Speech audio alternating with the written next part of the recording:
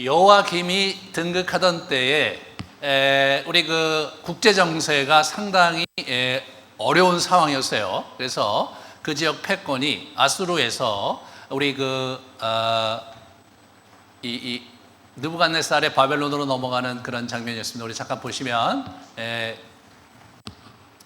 그래서 우리 저런 형태로 쭉 이제 흘러오면서 지금 이제 605년, 그러니까 이 여호와김 4년에 갈기미스가 함락이 되면서 우리 이스라엘이 바벨론에게 포로로 잡혀가는 여정이 이제 진행이 되는 그 어간에 있었어요. 지금은 609년 정도로 예상이 되는데 한번 같이 볼까요? 그 다음 걸 보시면 저렇게 이제 이쪽에 그 아수르가 저 지역 전체의 패권을 갖고 또 이제 근동 전체의 패권을 가졌었는데 바벨론을 밀어낸 거예요. 자꾸 밀어내서 결국은 잔당들이 저 북쪽까지 올라갔는데 하란 근처에서 충돌이 일어난 겁니다.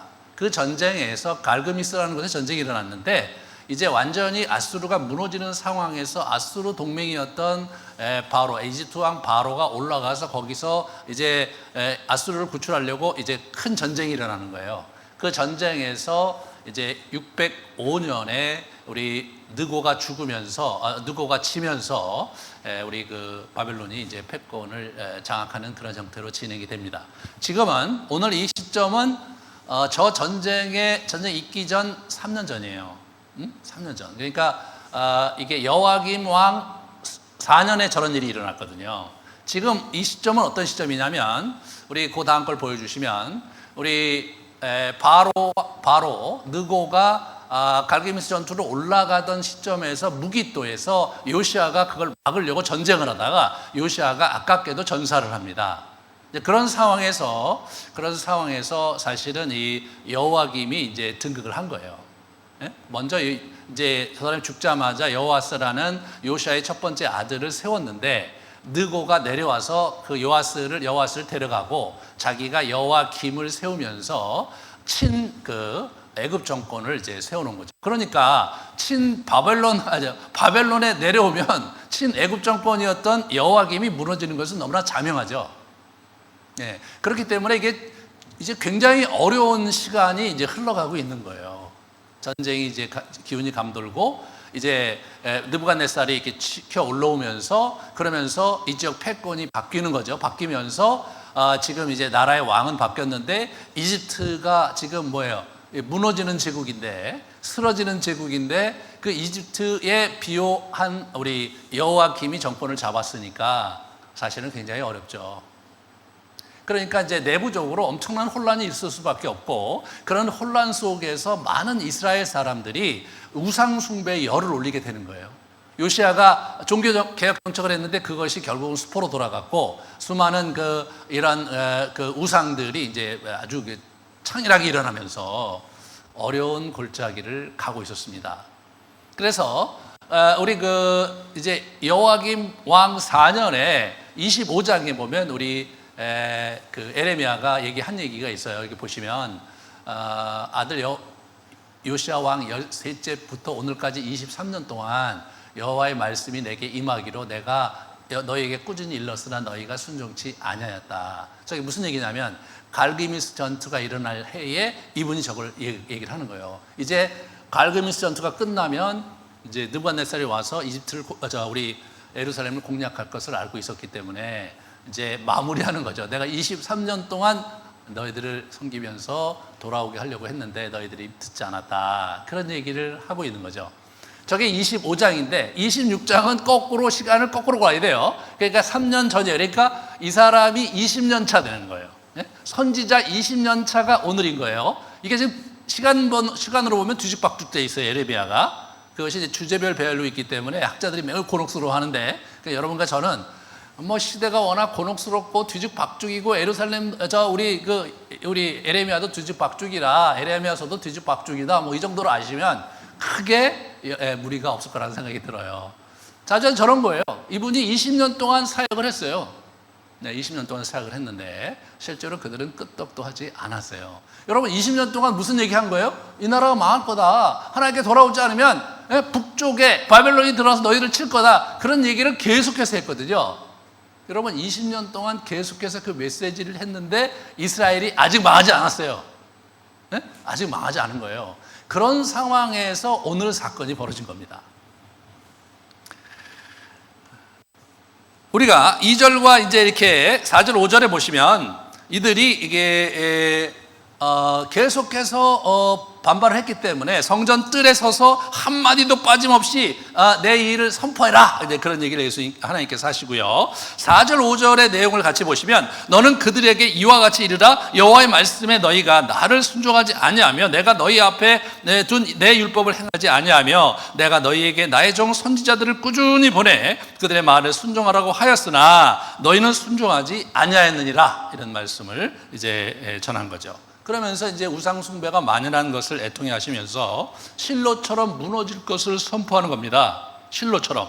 여기 보시면 이제 이 실로처럼 무너진다는 것이 이들에게 굉장히 큰 그 문제거든요. 실로는 적이거든요. 적이. 근데 뭐 저렇게 하면 여러분 아무 생각 없으시겠죠. 실로라는 것은 여호수아가 정복을 하고 나서 실로에 그 장막을 세우고 언약궤를 갖다 놓고 거기서 이제 제사를 드렸어요. 그리고 거기서 뭘 한 거냐면 땅 분배를 했어요. 땅 분배를. 그러니까 사사시대까지 실로가 중심이었는데 그 다음 걸 보여주시면 우리 엘리 제사장 시대, 그러니까 사사시대 말렵이죠. 그래서 사무엘상의 3장에서 6장에 이제 블레셋과의 전투가 있어요. 에벤에셀 전투에서 패하니까 실로에 있던 언약궤를 가져오게 해서 에벤에셀에서 싸우는데 졌어요. 그리고 언약궤를 빼앗겨서 언약궤가 6개월 동안 돌아다니다가 다시 돌아왔는데 실로에 가지 않고 기럇 여아림에 간 거예요. 그 왜 그러냐면 실로가 회파됐다는 것이 고고학적으로 이제 밝혀지면서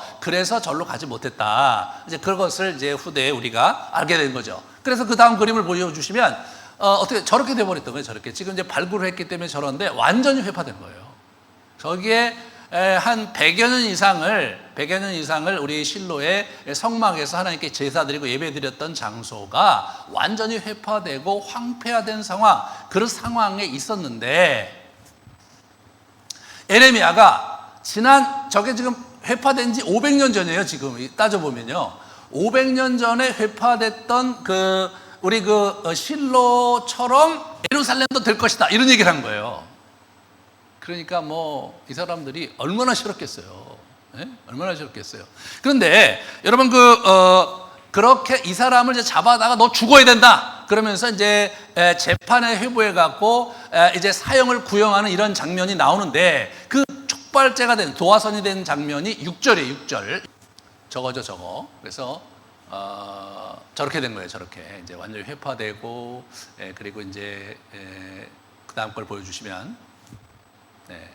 그래서 이제 역사서는 안 나오는데 시편에 저게 나와요. 하나님께서 들으시고 분내어 이스라엘을 크게 미워하사 사람 가운데 세우신 장막 곧 실로의 성막을 떠나시고, 그래서 실로에서 이미 떠나신 적이 있었다는 것을 시편이 노래하고 있죠. 근데 이스라엘 사람은 500년 동안 사실은 저 기억을 잊어버릴 수밖에 없지 않겠습니까? 중간에 350여 년 전에 뭐가 있었냐면 그 성전이 세워졌거든요. 성전이 세워졌기 때문에 그 이유는 성전 시대에 이 사람들이 쭉 살아왔는데 느닷없이 실로 얘기를 꺼내면서 실로처럼 될 것이다. 이제 그런 얘기를 하니까 이분들이 굉장히 어려웠겠죠. 그 다음에 걸 보여주시면, 네, 그래서 저렇게 이제 회파된 상태로 이제 있었던 거예요. 그 다음 걸 보여주시죠. 저걸 그 다음에 이렇게 보여주시면, 네, 저렇게 됐습니다.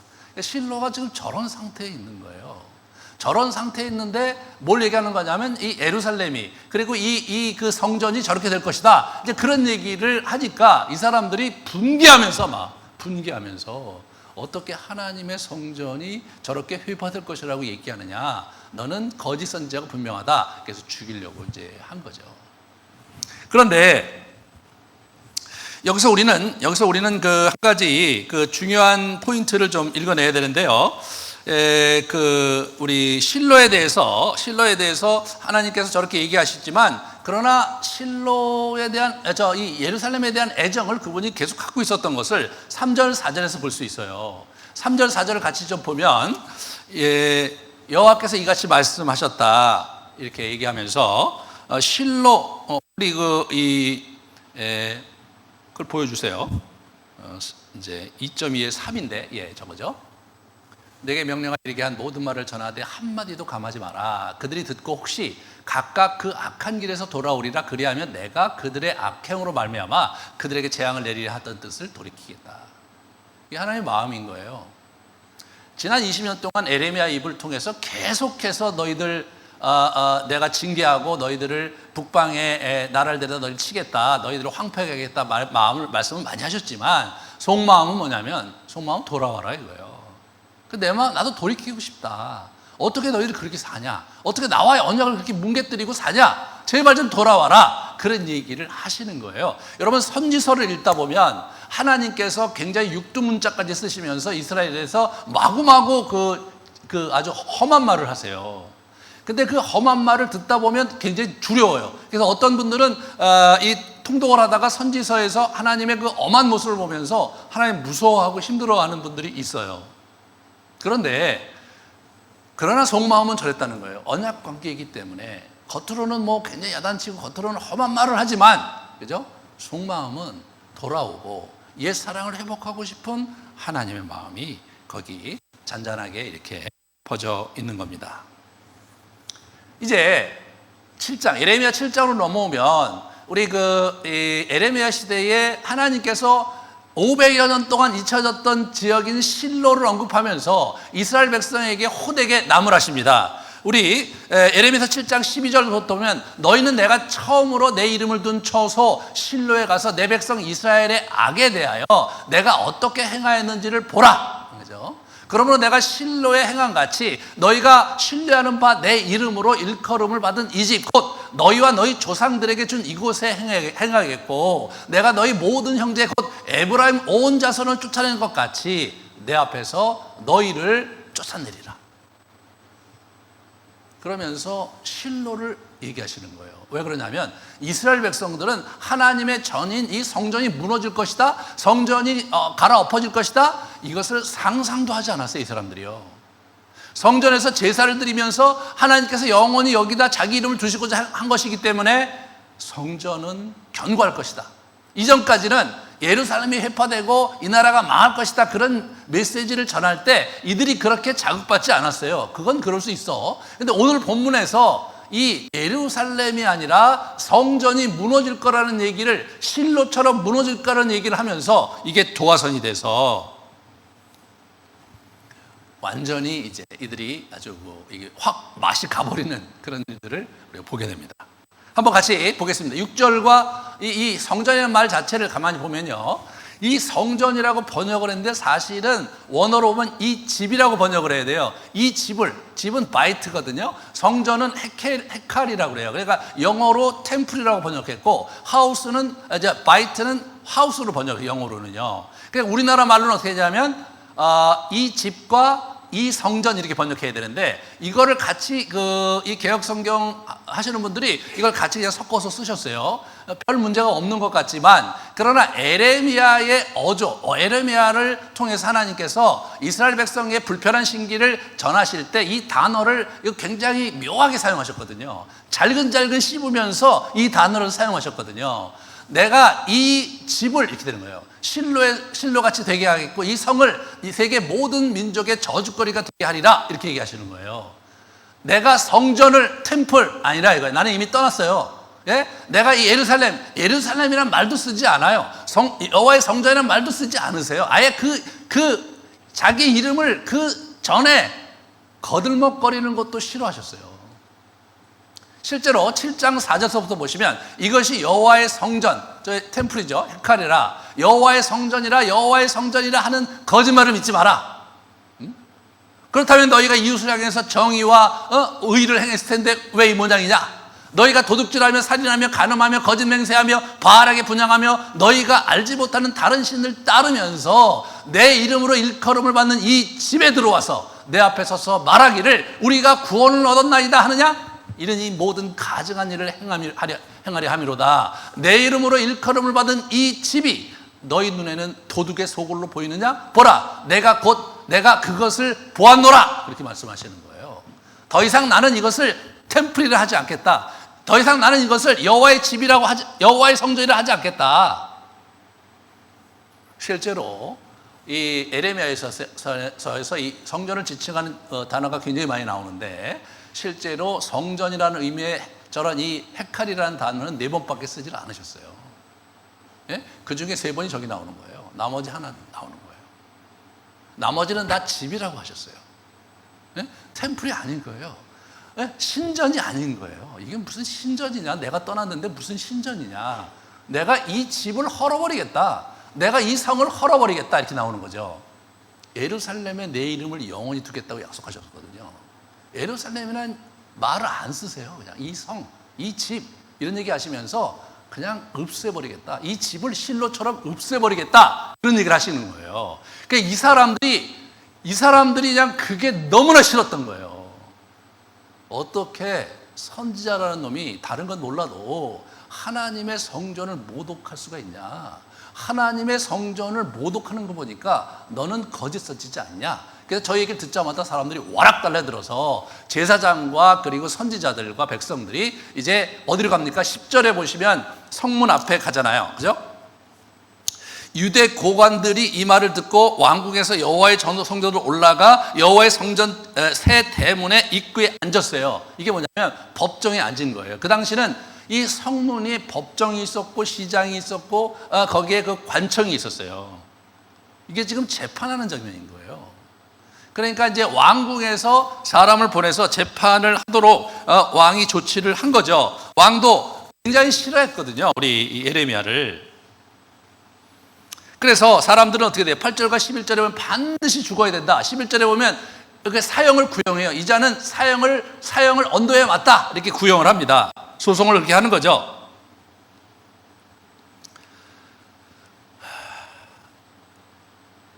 하나님의 전을 회파한다는 것은 모독이라고 생각했어요.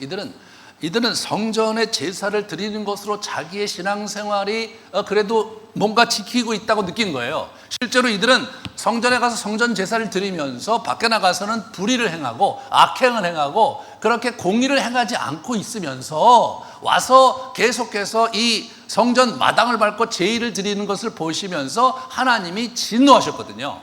여러분 이 100여 년 전의 선지자인 우리 이사야 선지자는 뭐라고 그러셨냐? 이 소돔과 고모라와 같은 백성아, 너희들이 내게 바치는 짐승의 기름 냄새가 역겹다. 그런 얘기를 하시면서 너희들은 성전 땅 마당만 밟는 놈들이다. 막 그러면서 엄청나게 야단치셨거든요. 그런 면에서 하나님이 원하시는 것은 우리의 마음이지 그런 제의가 아니었던 거예요. 근데 이 사람들은 마음은 하나님께로 굉장히 하나님께 멀어져 있으면서 그러면서 신전을 어떻게 됩니까? 신전을 하나의 종교화하는 거죠. 신전을 종교화하는 거예요. 신전을 멋있게 지으면 지을수록 모든 종교가 다 그래요. 우리 기독교만 그런 게 아니라 모든 종교가 신전 자체를 거룩하게 생각하는 거예요. 여러분 신전은 거룩하지 않아요. 제가 예전에 우리 권사님들과 함께 제가 그 영성 여행을 터키로 갔어요. 터키로 갔는데 거기 뭐 아폴로 신전 이런 것들이 쭉 있어요. 그러면서 신전터를 가잖아요. 가면은 거기 보면은 거기 십자가가 이렇게 바닥에 이렇게 물고기 그림이 이렇게 있는 거 이게 뭐냐? 이게 아폴로 신전인데 그랬더니 그분이 얘기를 하시는 거예요. 이게 아폴로 신전을 점거를 해갖고요. 그거를 성전으로 바꿔서 거기서 예배를 드렸대요. 진짜 아폴로 신전을 하나의 집으로 생각한 거예요. 그러니까 그 신전을 그대로 우리 같으면 아폴로 신전이 있으면 아폴로 신전을 부수고 말이에요. 새롭게 그 교회를 지어야 될 것 같잖아요. 이분들은요 아예 그런 생각을 안 한 거예요. 어디서 예배드리면 뭐해? 어때? 지하 동굴도 좋고 아무데도 좋다 이거예요. 신전 가서 기도하고 악한 영혼 내쫓고 거기서 예배드리면 되지. 그 예배를 드린 거예요. 그게 이 고대 교회들이 하나님의 교회를 어떻게 생각하는가를 우리에게 보여주는 굉장히 강력한 증거예요. 하나님도 이게 뭐 나를 떠나고 너희들이 나의 마음이 없다면 이거는 하나의 건물 덩어리에 불과하고 이런 건물 덩어리는 없어져야 마땅하다. 그렇게 생각하셨다는 거예요.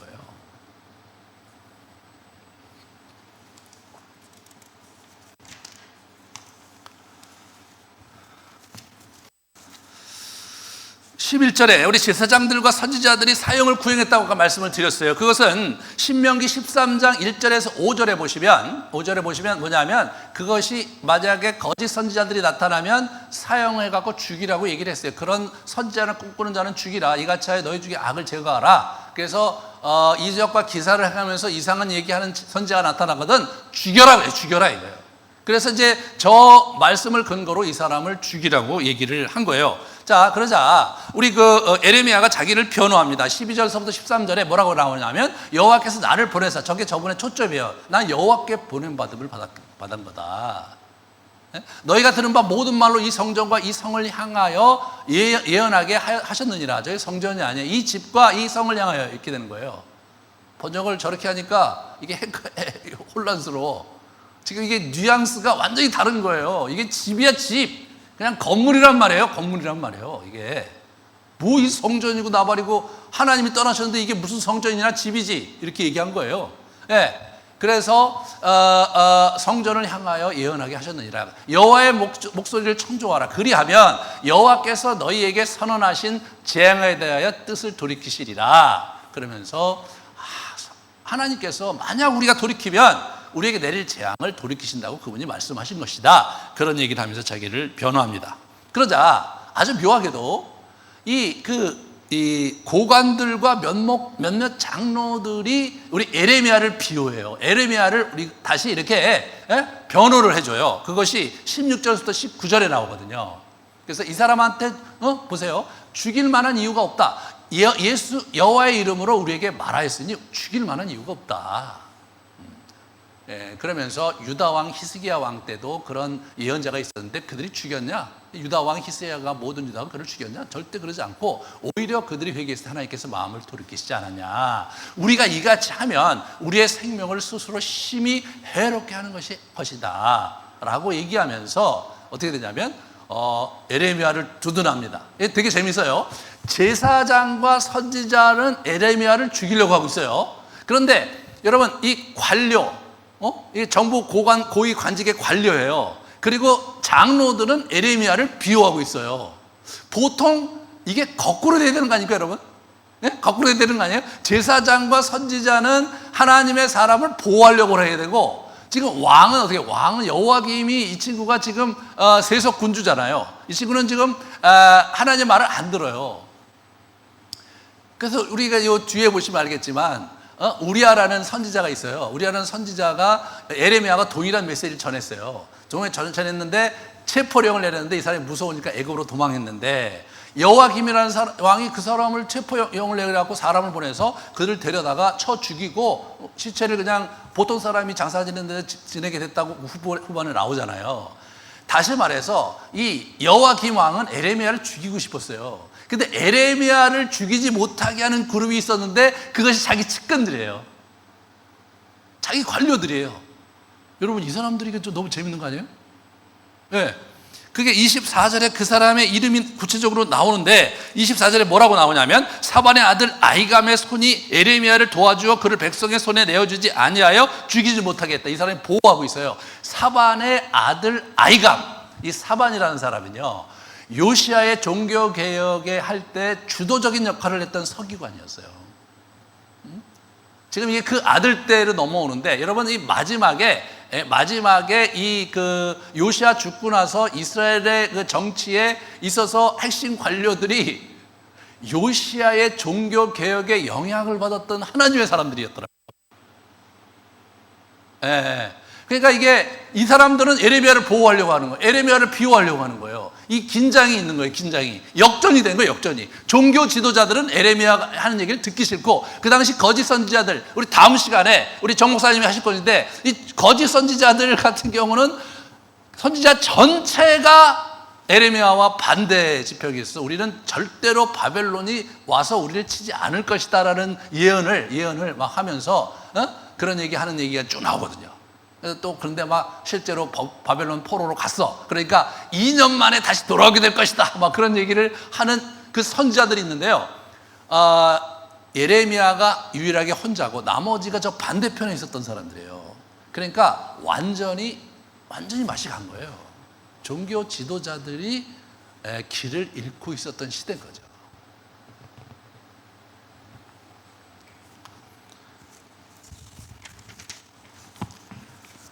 결국 그러면 이 판결이 어떻게 났느냐? 우리 오늘 본문에 판결이 안 나오잖아요. 그런데 우리가 여호야김 4년의 그 36장 4절 6절에 보면 힌트가 나와요. 에레미야가 바룩에게 명령하여, 바룩은 에레미야의 자기 조수예요. 나는 붙잡혔으므로 여호와의 집에 들어갈 수 없으니 너는 들어가서 내가 말한 대로 두루마리에 기록한 여호와의 말씀을 금식일에 여호와의 성전에 있는 백성의 귀에 낭독해라. 그런 얘기를 해요. 예. 그런 걸 봐서 이 사람은 뭐냐면 성전 출입 금지령이 내린 거죠. 예. 성전을 출입할 수 없어요. 근데 또 하나님은 가서 전하래. 그러니까 어떻게 됩니까? 그거를 자기가 하나님 말씀을 들은 걸 옆에 있는 바룩에게 필사를 시켜갖고 이 사람이 그걸 가서 전하는 거예요. 그러니까 저때 이 사본의 아들 아히감이 저걸 또 가지고 가서 듣고 나서 어떻게 되냐면 뭐라고 얘기하냐면 바룩아, 너 도망가. 너 어디 가? 어디 있는지 에레미야 어디 있는지 얘기도 하지 말고 도망가라. 그리고 그걸 가지고 왕 앞에 가서 여호야김 왕한테 그걸 낭독을 하는데 이 양반이 듣다가 화가 나갖고 그거를 불에 태워 찢어갖고 화로에 불에 태워버려. 그 해에 이 친구 잡혀가서 죽었어요. 여호야김 왕이 그 해에. 그러니까 분위기가 지금 그렇게 가고 있는 거예요. 그래서 이 에레미야가 이때 일로 결국은 성전 출입 금지령을 받고 어딘가 숨어 지내고 있었어요. 그런데 그 숨어 지내게 한 비호 세력이 관료였어요. 제사장도 아니고 선지자들도 아니고 관료. 요시야의 영향을 받았던 관료들이 에레미야를 비호하고 있었어요. 결국 하나님께서 그 사람들을 납작 데려다가 바벨론에 보내신 거예요.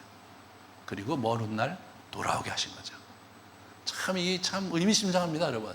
이 얘기는 두일의 기도에 이 남은 자들의 그러한 하나님께서 이러한 북새통에 있는 상황 속에서 어떻게 당신의 백성들을 이끌어 가시고 이어가시는지를 우리가 이 두일의 기도회 때 제가 또 자세하게 같이 강의하면서 말씀을 이어가려고 합니다.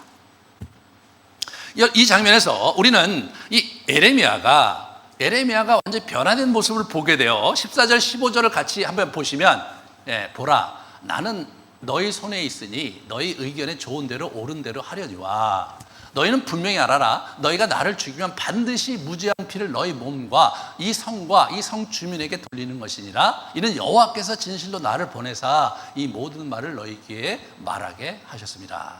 여러분 지난주에 봤던 그 바스홀, 그 대제사장 바스홀이 이 사람을 때리고 가뒀을 때, 그럴 때 이 사람의 반응은요 까칠했어요. 그리고 마구 욕을 했어요. 그리고 그 바스홀에게 막 저주를 베풀고 너희 친구들도 다 잡혀가 죽을 것이다. 그런 얘기를 했던 사람이 우리 에레미야인데 오늘 이 사람은 그렇게 반응하지 않고 있습니다. 이 사람은 담담하게 자기의 존재와 모습을 받아들이고, 그리고 내가 이제 너희 앞에 있으니 너희가 좋을 대로 행해라. 나는 하나님이 보내서 여기 있는 것 뿐이다 라고 얘기하면서 이분이 조용합니다. 참 여기서 우리가 좀 이렇게 정말 이분이 드디어 변화가 된 거예요. 이 이후에는요 담담하게 싸우세요. 이분이 막 자기 안에 있는 막 불만, 옆에 있는 사람들에 대한 불만으로 막 쏘아대고 저 사람 죽여달라고, 저 사람 제거해달라고 막 기도하세요. 이분이요. 이스라엘 백성들을 위해서도 기도하고 또 그러다가 마음에 안 들면 하나님께 막 뭐라 그러고 하나님께 원망과 시비를 하고 말해요. 당신은 나에게 거짓말하는 사람 아니냐 말이에요. 나를 속여서 여기까지 데려오시면 어떡하냐 막 이런 불평을 늘어놓고 심지어는 자기의 생일을 저주하면서 자기 존재를 거부하는 그런 지경까지 이분이 가셨던 분인데, 이분이 그런 과정 속에 서서히 바뀌어서 하나님 앞에 담담히 머물고 침잠하면서 자기의 존재를 받아들이고 자기의 존재로서 사람들 앞에 서는 사람으로 바뀌어 있습니다. 이분이 사역을 시작한 지 20년 만에 드디어 20여 년이라는 긴 세월 속에서 이분이 여기까지 오신 것이죠. 우리는 여기서 자기의 존재를 받아들이며 사랑하는 삶의 중요성에 대해서 우리가 잘 생각하셔야 돼요. 여기까지 오게 된 이 에레미야의 변화 속에서 여러분과 제가 어떻게 가야 될지에 대해서 잘 한번 정리를 해보도록 하겠습니다. 우리가 이 정체성에 대한 요즘 우리 철학가들도 정체성에 대한 얘기를 많이 해요. 이렇게 변화의 여정 속에서 내가 누구냐, 이 유튜브에 들어가 보시면 내가 누구냐에 대한 얘기들을 많은 책과 많은 학자들과 이런 또 심리적으로 얘기하는 분들, 이런 분들이 다 그런 얘기를 하고 있어요. 지금 다 그런 얘기를 하고 있어요. 사실 인간이 자기 존재와 내면을 고난 속에 돌아보다 보면 도대체 내가 누구고 어떻게 살아야 되는지에 대한 아주 본질적인 질문을 하지 않을 수 없거든요. 에레미야가 드디어 하나님 나라 유업을 가진 사명자로서의 자기 정체성, 하나님이 나를 이 메시지를 전하라고 여기 보내셨다는 그 정체성을 받아들이면서 그 정체성으로 사는 것이고, 내 생명을 어찌하든 간에 너희들이 옳은 대로 행하라, 나는 내 길을 가는 거다 라고 담담히 말하는 이 사명자로서의 자기 정체성을 이분이 갖는 장면인 것이죠. 에레미야가요 31장부터 이것도 우리 두일의 기도 때 계속 얘기할 건데, 결국은 예수님 얘기를 해요. 완전히 실패했잖아요. 율법이 아니라 새 언약으로, 새 율법으로 마음이 변화되는 마음에 새긴 그 새 율법으로 새로운 시대를 오게 하실 것이다 하면서 메시아를 예언해요. 이분이요, 예수 그리스도를 예언하십니다. 그게 에레미야 메시지의 중심부에 있는 거예요. 그리스도 안에서 연합된 생명으로서의 존재감과 정체성을 우리가 가지고 살 의미가 연속성에서 그렇게 와야 되는 거죠. 고대에 있는 사람들은 예수님이 내주하시고 성령께서 내주하시지 않으셨기 때문에 한 20여 년 걸리는 거죠. 20여 년. 하지만 우리가 성령이 우리 안에 내주하시고, 그리고 우리가 기도 생활을 제대로 하기만 하면 이게 사실은 빠른 속도로 이게 들어오는 거거든요. 빠른 속도로.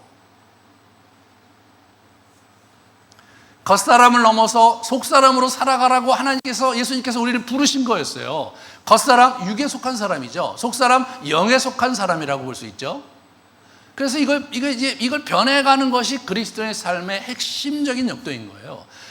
겉사람에서 속사람으로 바뀌지 않는다면 우리의 신앙생활은 사실은 껍질에 불과하고 피상적인 부분에서 그냥 교회의 마당만 밟는 그런 이스라엘 백성과 다를 바가 하나도 없는 존재들인 거예요. 하나님은 우리 자신이 바뀌길 원하셨어요. 하나님은 우리가 하나님의 자녀로서 하나님의 나라에 해야 될 역할을 감당하면서 그분의 나라를 이 땅에 함께 이뤄내야 할 동반자로서 우리를 부르셨는데, 우리가 기껏해야 우리의 겉사람에 휘둘려서 여러 가지 상황에 일희일비하면서 마음고생하면서 살고 있다면 참 이 불행한 일입니다.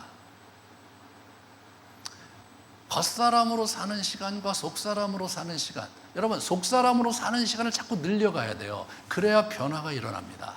속사람으로 사는 시간은 뭡니까? 우리의 영혼의 시간이죠. 영적으로 하나님 앞에 머물고 그분의 말씀을 이렇게 붙잡고 묵상하면서 그분의 뜻을 가지고 나 자신을 성찰하면서 보내는 시간, 이 시간을 자꾸 계속 습관적으로 늘려가야 우리가 겉사람이 아닌 속사람으로 바뀌어가는 거예요. 바뀌지 않으면 이것이 큰 문제가 되는 거죠.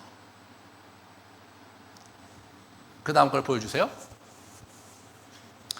이 내면에 상처가 있어요. 누구나. 그리고 여러분, 우리 안에 죄성이 있죠. 그리고 어두운 골짜기가 누구나가 있어요. 우리가 성장기에 또는 어떤 사건을 경험했기 때문에 그런 것들이 정화되면서 정결한 영혼으로 바뀌어야 돼요.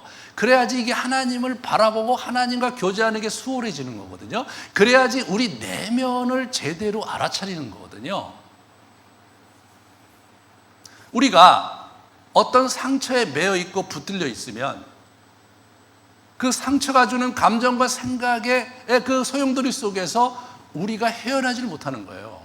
어떤 사람이 그 얘기를 하면 내가 화가 나고, 이런 상황, 어떤 A라는 상황에 부딪히면 늘 동일한 패턴으로 반응하는 거, 견고한 요새라고 하죠. 그거를 우리 연초에 얘기를 했는데, 그렇게 사는 거예요. 우리가 그렇게 살고 있는 거예요. 이게 겉사람의 삶인 거예요. 예수님께서 우리에게 주시고자 하는 삶은 단순히 우리가 예수를 믿어서 천국 가는 것이 아니라 속사람이 변화돼서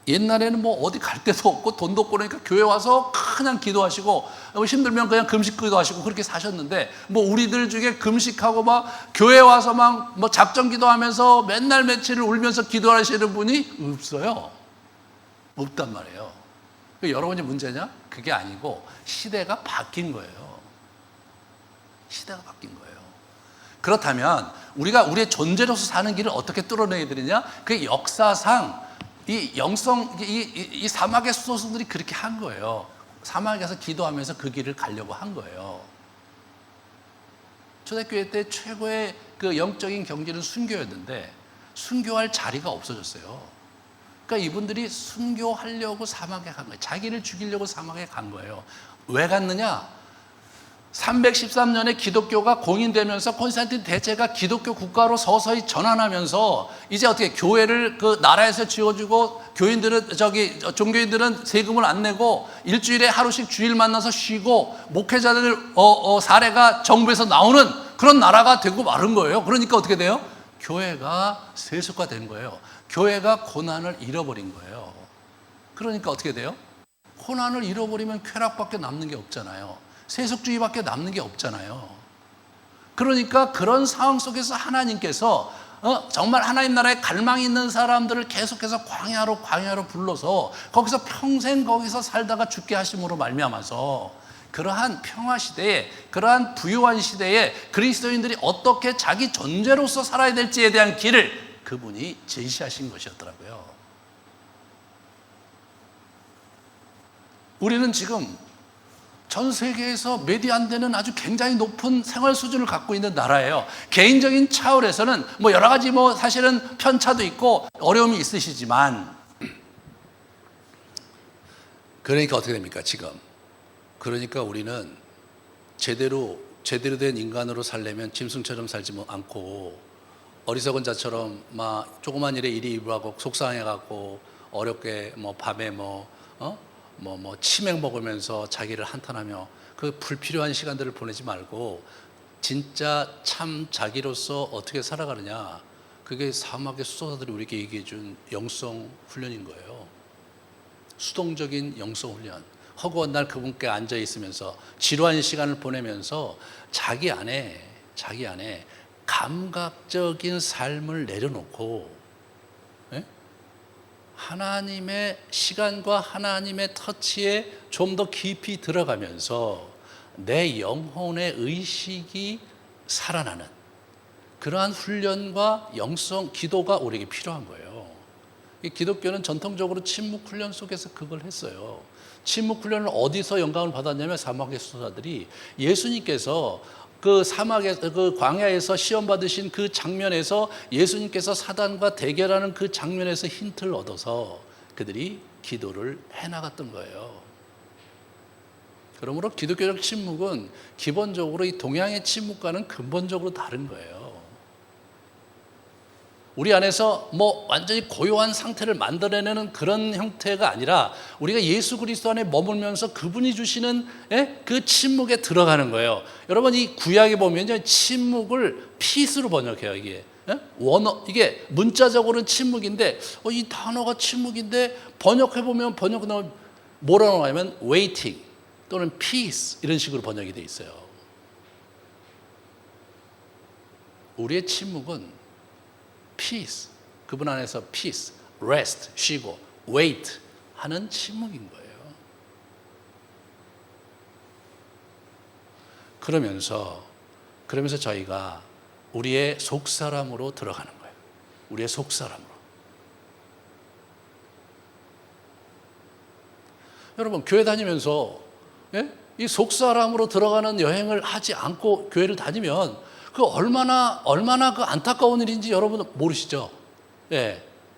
자기 그 상처와 생각과 고정관념에 사로잡혀서 삐걱대는 녹음기처럼 살아가시는 분들이 있는 거예요, 우리가. 근데 문제는 지금 100살까지 살아야 돼. 그 삐걱대는 그 고장난 녹음기 소리를 앞으로도 50년 동안 삐걱대며 살 생각을 해보세요. 내가 저 열려있는 생각과 계속해서 성장하는 삶을 사는 게 중요한데, 내가 그런 사람인가를 좀 이렇게 점검해 보시는 장면에서 하나의 좋은 평가 기준이 있어요. 사람들이 나하고 얘기하고 싶어 하는가? 사람들이 나랑 차 한 잔이라도 마시면서 같이 있는 시간을 그래도 좋아하는가? 아니면 가능한 한 그냥 중요한 비즈니스 끝나면 바로 헤어지고 싶어 하는가? 예, 얘기를 하다 보면 내 말이 듣기 싫어서 얼굴이 찌그러지고 자꾸 눈을 딴 곳으로 돌리는가? 그걸 가만히 보세요. 예, 사람은요, 이게 자꾸 수용적이고 변화하는 삶, 성장하는 삶을 사는 사람은 개방적이기 때문에 상대에 대해서 마음을 열고 받아들이고 상대의 의견을 잘 경청하면서 소화하려는 그런 기본적인 그런 나이와 상관없이, 예? 그런 기본적인 형태로 가는 거거든요. 근데 기독교인이면서 고집불통이고, 기독교이면서 자기 잘못된 습관을 고치려고 하지도 않고, 예, 기독교이면서 자기가 아는 지식에 근거해서 계속해서 주장하고, 참 비참한 거예요.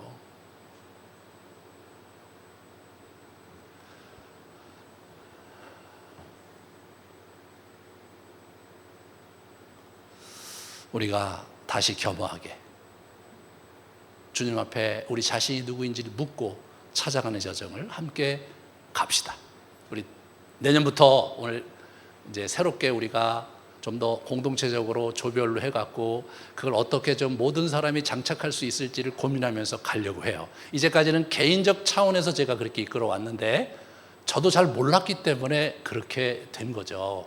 그래서 여기 이사 와서 그렇게 바꾸려고 했는데 기회가 없었는데, 이제 기회는 만들어야 되지 오지 않는다는 걸 알아서 내년부터 같이 갑시다. 우리 교회에서 하는 이런 영성훈련 같은 거 이거 진짜 좋은 건데 같이 했으면 참 좋겠어요. 예, 여러분. 예, 살 길이 그거밖에 없어요.